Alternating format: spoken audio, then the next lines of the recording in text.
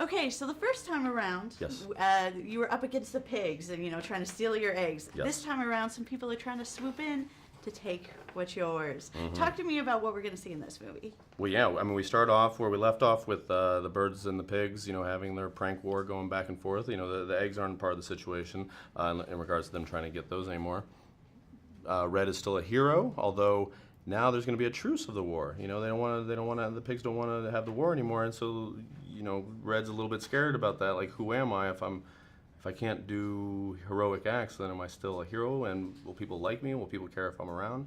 And he's very scared about that. And the reason why pigs want to end the thing is because there's this mysterious third island that's been, literally launching unidentified flying objects into each other's realms, and they're like, we gotta get together and go figure this out.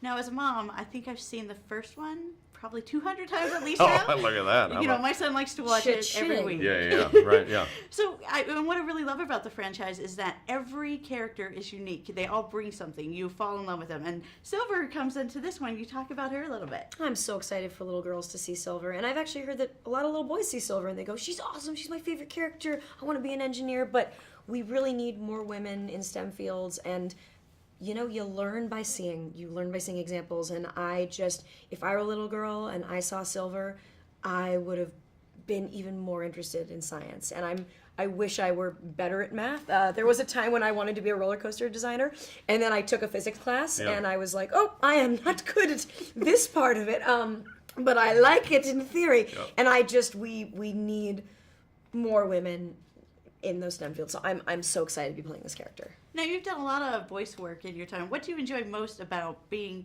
inside that room where you just get to let loose? I can just play, and I don't have to worry about taking up time on set. I don't have to worry about being self-indulgent, because 9 times out of 10 you're alone. And so you can really experiment, play. There's no pressure, so your lizard brain shuts off, so you really can have fun, and you can have a kind of stream of consciousness relationship with the part that you would normally have. Can you talk a little about, you kind of become frenemies with the pig in this movie. Mm-hmm. You don't want to, but you kind of need to. Right, yeah. Well, I mean, that's...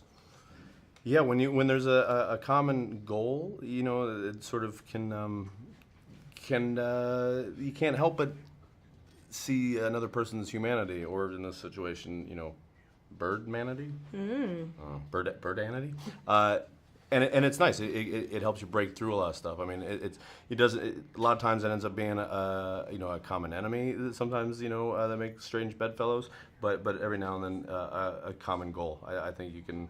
I played team sports growing up as a kid. I've come from a background of sketch and improv, and so I'm very, very used to the notion of following the follower and all that cool sort of mumbo jumbo that's attached to that type of work. But I believe in it wholly, and a better person and artist from it. So I'm just glad the writing reflected that, because that's the experience I had versus Bird. The Bird does, Red does specifically at the beginning of the movie. Well, I have to say, congratulations on another